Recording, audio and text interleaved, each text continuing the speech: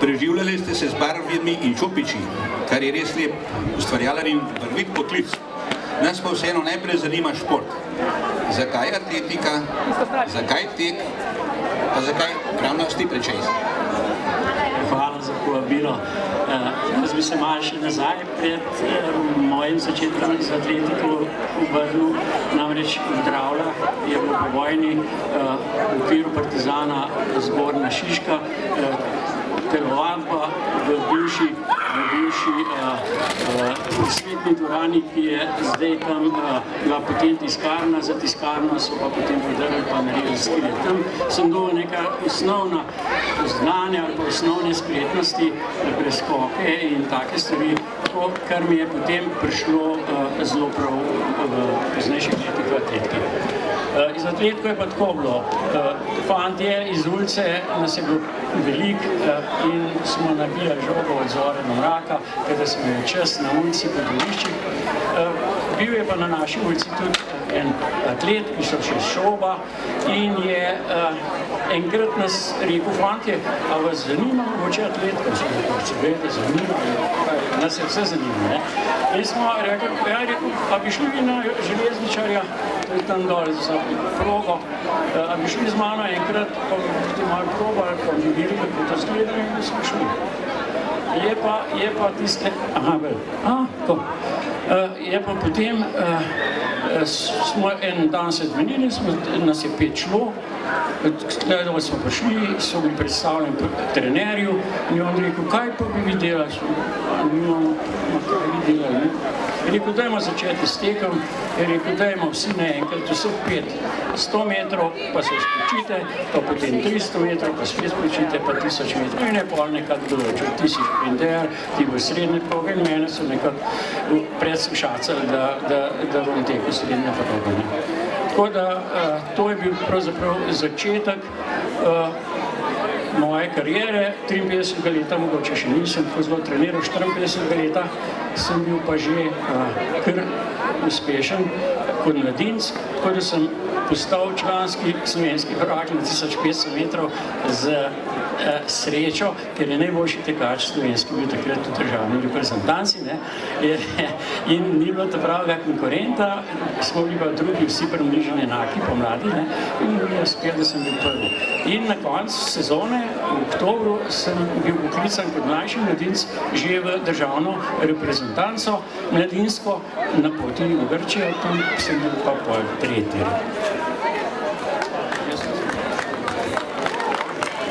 No, še eno vprašanje imam v zvezi s steeplechaseom. Cross in steeplechase sta bili sprve le konjski dirki. Kako se je ta disciplina pojavila na atletskih tekmovanjih za fante? Jože, vas lahko vprašam, a veste, kaj beseda steeplechase pomeni? Nekakšen lov? Ne. Steeple pomeni stolp cerkveni ali špicasa. Chase pa pomeni lov ali pa zasledovanje. To je bilo tako, kot vi pravite, to je bila konjska dirka, čez drn in strn, se pravi od zvonika do zvonika, ker to so bili markerji iz naše vasi v sosedna vas, ne.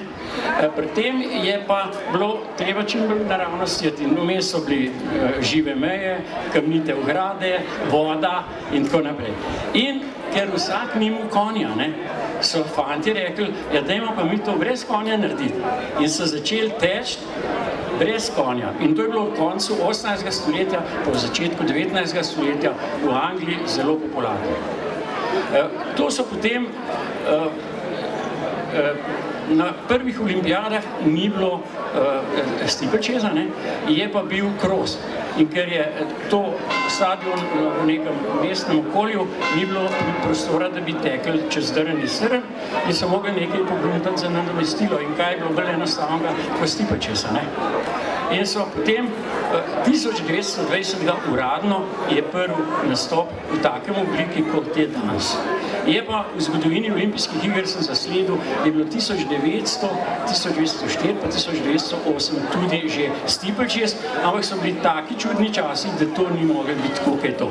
Kaj so postavili na stezo, da so oni skakali, pojma ne imamo. Jaz vam viš, kaj moram mati. Ja, no to bom še povedal, mogoče ne vejo, kaj je to. To se teče na stadionu, 7 krogov in pol, 7 krogov 200 metrov. V vsakem krogu je 4 suhe, pa 1 vodna. Ja, ovira. Se pravi, 28 je telih suhih, pa 7 vodnih in vodno se preskače. Je v obliki trikotnika, tako, po stran gre ven, je dolga 3,66 in široka 3,66. To se pravi 3 steze. Zapreka je visoka 91,4, to je pa 1 yard. Ker tudi druge mere na stadionu so angleške prevedene v metrski sistem, recimo steza je 122 cm, ker je recimo mi pa 125 ali pa 120, ne? To se pravi, da ste po tekmi ste lepo stošena, ne? Skopan. Ja, skopan. Zdaj me pa to zanima, kako to, da vas kot športnika ne poznajo niti nekateri sosedje? Ja, ni čist tako, Jože, veste. Pravzaprav, glede na to, imam ves spominske albume, pa tako moram reči, da je bilo pol zelo veliko pisem o atletki, veliko več kot zdaj, in moram reči, da sem bil kar pogosto noter. Poznali so me, zdaj ne vem, zakaj mi recimo danes, ampak danes je to toliko, to je 62 let. In doče, to mislim. To je že malo kot naftalinu smrdimo. Pol pa teta skleroza okrog hiše hod, pa take stvari. Atletika je kraljica športa. Po nagradah, ki jih dobijo atleti, pa bi prej rekli, da je klošarka. Čeprav je v zadnjih letih ponekod razdelijo zmagovalcem tudi večje vsote. Kakšne pa so bile nagrade v času vaših uspehov? Torej, denarnih nagrad absolutno ne. Naslov državnega prvaka si dobil lento, lenta, pa diploma, katera je bila ponovati tako slabo izpisana, da mi je narodno, da to okvir. To so le ne take standardne desetletja iste, pisal je pa kdor je pač mu čas ali pa ne vem kaj, ne. Drugač pa zunaj, če smo tekmovali, pa ne mednarodne dvoboje, moram reči, da takrat ni bilo mednarodnih mitingov, so bili nekateri v vzhodnji Evropi, 3 zelo znani, Rošicki na Češkem, Kučasinski na Poljskem, pa v Moskvi je bil tudi po eno heroju. V Zahodu, mogoče se spomenjam, da je bil Van Damme, to je bil en znan srednjebrugaš, ki se je smrtno ponesrečil, pa Harvey Rudolf, ki je kot nemški vojak padel, pa je bil svetovni rekord na 800 metrov. Tam, drugače smo pa hodili po krosih, tam pa so bile nagrade. Vem, da sem bil recimo v Italiji, pri Milanu je en kraj, kjer je bil kros Cinque Mulini, to je bilo 5 mlinov in dejansko se je začel teči čez 5 mlinov, se je tekel. Ker sem jaz tekel, so samo še 3 delili in smo čez tiste 3. Tam recimo smo dobili bone in smo šli v tovarno čevljev, ki je bil sponzor generalni, in sem si izbral 2 para čevljev, recimo to je bilo. Najbolj zanimivo je bilo v Bruslu na krosu Martinija, tega pijače, ne. Tam smo potem zaključen banket imeli in v tisti dvorani je bilo na sred na mizi za čisto sanska nagrada. Nas je bilo sigurno blizu 100 tekmovalcev in čisto vsakemu, ampak princip je bil tak. Prvi smo podelali organizatorji, recimo je dobil televizor, kar je bilo super, ne. Vsi naslednji smo pa gor hodili in si zbirali med tisto množico nagrade. In jaz sem bil 6. in gledam in ne morem, nisem si mogel odločiti, kaj pa imam fotoaparat, sem v gramofonu, vse, in zapijem svojemu trenerju nazaj, Gavršev, kaj ne pozamem? On zapije nazaj, tiske nimaš. In sem si vzel sesalc in se cela dvorana smejala, se rekli, tale Jugos, pa sesalc. Hvala lepa. A so bile atletske tekme za Jugoslavijo in ostale komunistične države zelo pomembne? A je bilo kakšno tekmovanje olimpijade enako ali pa še bolj pomembno kot to? Veste kako, danes lahko ugotovimo, da je za vsako državo tekmovanje isto pomembno, kot je bilo. Mi smo imeli en drug problem, na Balkanu smo bili pač med Turčijo in Grčijo kot zahodne države, mi smo bili neuvrščeni, pa Romunija, pa Bolgarija. In Bolgarija in Romunija so se obnašali tako, kot so jim rekli v Sovjetski zvezi. In tam so bili stalno napeti odnosi. Smo šli tja, recimo v Romunijo na Balkanjado smo potovali tako. Mimo Zemuna do romunske meje, tam nas je naš mašinferer po Rinu čez mejo, na oni strani gor skočil železničar, za bremzo, priklopil lokomotivo pa do Bukarešte. In tam tekmovati je bilo zmeraj problematično, zna se tako narediti, se spomnim v Bolgariji, v Sofiji, da so naši bili absolutno najboljši maratonci, in avto od veleposlaništva, pa z našimi trenerji, jih je spremljal. Naenkrat je policaj zaprl cesto in so mogli iti v krog, ki so prišli spet do naših, ki so bili Bolgari zraven.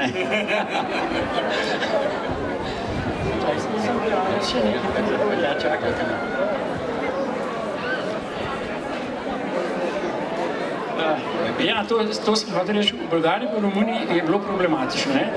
Ni bilo fair, da čim recimo v Grčiji je bilo pa zmeraj in tudi v Turčiji je bilo mogoče pogoje, so bili slabe steze, so bili pa tako, ni bila atletka tako razvita, ki je danes, ko imaš Turke na prvih mestih, Grki so bili pa super. Tekmovali smo pa še na starem olimpijskem stadionu, na tistem, ki je bilo 896. leta prva olimpijada. Ozek stadion, ozki zavoji in na sred zavoja vodna zapreka. Komaj si se rešil. Danes se na 1000 in več kilometrov dolgo potovanja navadno vkrcamo na letalo. Kako ste pa v 50 in 60 letih potovali na atletske prireditve? Zdaj tako, ne. Jaz kot član železničarskega športnega atletskega kluba bi bilo iluzorno pričakovati, da bom razen z vlaka še kakšno drugo. Tam smo enkrat prihajali. In še nekaj je bilo zelo solidarno, so bili železničarji. Mi smo šli v Varšavo na tekmovanje z železničarskim klubom in smo nazaj šli čez Prago in pridemo na postajo, jaz smo pa svoj vagon. In pride naš vodja, gre na železniško, ki je postaja načelniku, reče, mi smo pa iz Ljubljane, železničarji smo, lahko vi nam tle odklopite nekakšen stranski tir, vagon, da bomo prespali, jutri bomo pa Prago si gledali. So rekli, jo, Slovenci, ne. In je poslal tole premikalno mašino, je preklopil, ki je bilo hladno že in smo bili na toplem celo noč. Drugače pa reprezentanca, jaz sem študiral, mogoče sem kiksnil, ampak mislim, da sem dvakrat se z avionom z reprezentančnim denarjem pelal. Vedno smo bili povabljeni in vedno smo leteli tja in nazaj. Če pa ne, smo šli pa iz vlaka. In moja najdaljša ali pa najbolj neobičajna pot je bila, ko smo šli na dvoboj z Norveško v Oslu. Štartal sem jaz v Zidanem mostu, fantje so prišli že iz Beograda in smo se pelali do Kebenhavna, tam so nam Danci kupili kosilo, pa v park so nas pelali, smo se raztekli in naprej do Osla. Ko smo tam upravili tekmovanje, je že tukaj bilo, preden smo šli, določeno, 3 tekmovalci se tam ločijo, pa grejo 3 na Finsko, 3 v Sovjetsko zvezo. Prišla je depeša, v Sovjetski zvezi so bili zamrznjeni odnosi z državami, vsi v Helsinki. In tako smo mi šli nazaj, sami, 6 pa vodja, smo šli do Štokholma z vlakom, potem pa na ladjo in to poltovorno do Helsinkov. In jaz se spomnim, smo spali kar v redu, zjutraj se zbudim pa pogledam ven in zagledam rusko zastavo, ki vihra tam na eni trdnavi. Pa jaz kolega, ki smo skaj spala, pravim, ti Slavc, kaj smo mi v Rusiji zdaj? Pa gledava, pa prav, joj, da sem se pa spomnil, to je pa Porkala, to je pa trdnava pred Helsinki. In med rusko-finsko vojno so Rusi jim vzeli veliko zemlja, plus glavno trdnavo, ki je ščitila pristanišče, se pravi, so jih obladali, ne. No in tam smo mi prišli kar zgodaj v pristanišče in naš vodja je iskal tam po tistem telefon, da bi nas vezal poklical, da smo tukaj. In pol je dobil, recimo pol 7, ne spomnim se, vem, da smo na tistih konfinih sedeli, pa čakali, kdaj bo kdo prišel in pol je povedal, da je on rekel, po Nemčiji se pogovarja, pa je rekel, da so prišli v Schiffhafen. In ona ni mogla zastopati, je rekla, ne Schiffhafen, Lufthafen. In mislila, da smo na letališču, normalno, ne, vsi so na letališču bili, ne, mi smo bili nekaj posebno. Nazaj smo pa šli, lahko so spinci plačali. Zanimivi dogodki. Kaj pa na olimpijado? Kakšni so pa kaj vaši spomini na olimpijado v Rimu 1960? Najbrž ste takrat šli z avionom. Prva stvar. Torej, predno bom zgodbo v začetka povedal, moram povedati, da je bila strahotna vročina. 40 vročina je bila čez dan. Jaz recimo sem nastopil ob 6, 10 pred 6 je tale, sonce se že skril za Palatinskim hribom in je bila senca, sigurno ni bilo 40 več, ne? Ampak kolesarji pa recimo kvalifikacije dopolne, to so pa bili grozen,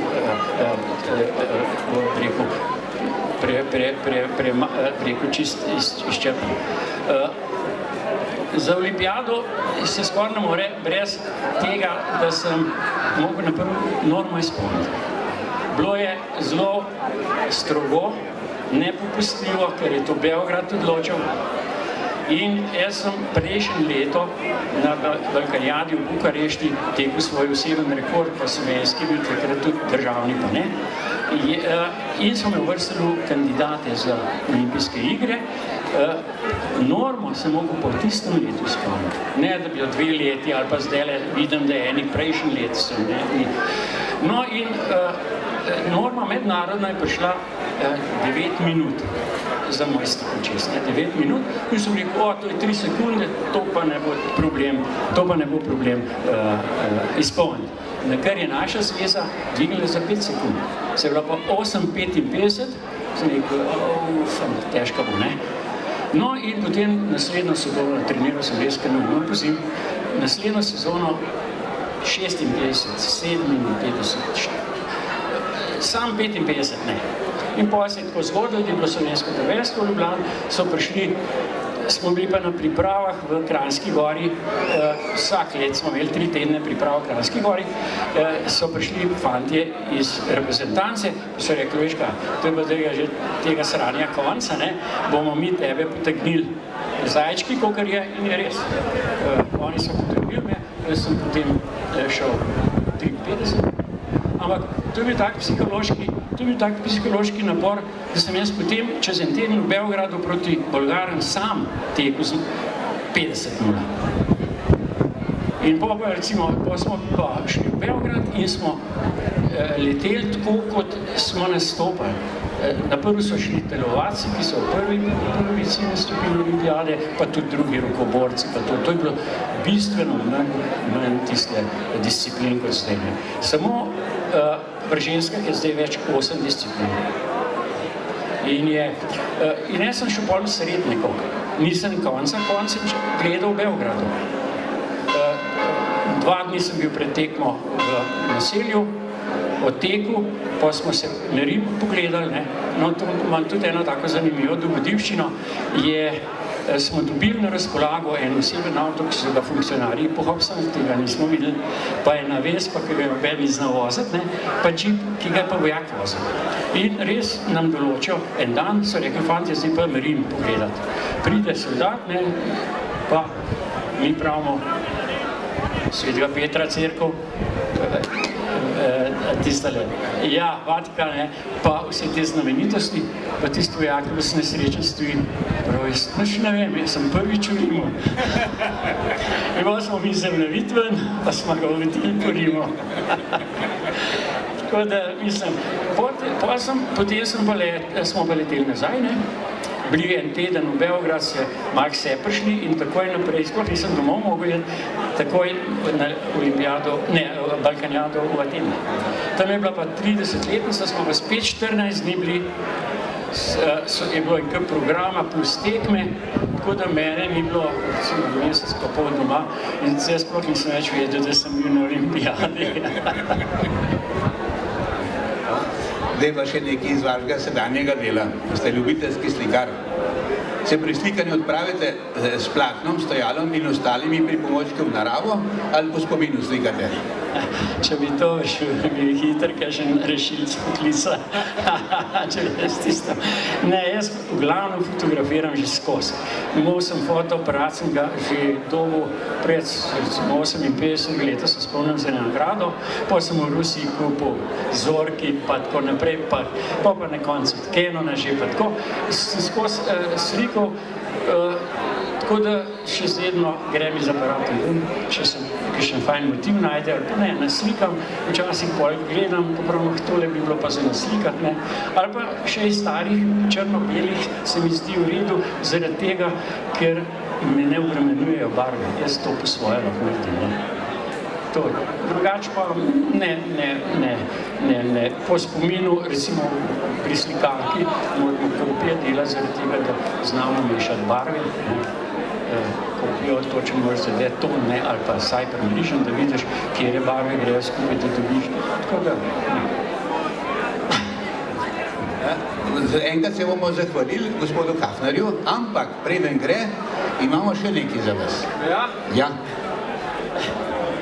Ja, nič, gospod Hafner, takih iz našega kraja, ki so bili na olimpijadi, je zelo malo. In mi kot turistično društvo smo se odločili, da bomo letos prvič z vašim privoljenjem vas predstavili in zdaj bomo iskali še druge, ki so za vami verjetno tudi še kakšen bil na olimpijadi z tega konca. In če bomo dobili tudi njihovo privolitvo, bomo vsako leto skušali enega predstaviti tukaj na tem mestu. Tako da vi ste bil prvi in ker ste bil prvi in ker vemo, da letos praznujete osebni jubilej, vam kot turistično društvo damo eno majhno priznanje za vrhunske dosežke v športu in v umetnosti. Vam čestitam. Potem imamo pa tlele še eno zadevo, tudi našega krajana. Pravijo, rekli so, da ste 80 star. Iskreno, jaz mislim, da tole je tudi lepo, a ne, in to je za vas. Hvala, ker ste bil z nami in ste svoje vtise in svoje spomine delili z nami. Jaz mislim, da je veliko ljudi zanimalo. Izvolite. Najlepša hvala turističnem društvu Župni in vsem, Jožetu, ki si je vzel čas, da jih meni prišel, pa da sva kaj pomenila se. Sem pa prej pri gospodu Jakobu tole gledal, sem rekel, noben se ni spomnil, to je pa lep daril. Še dolg cajt ga gledajte. Hvala lepa. Hvala lepa.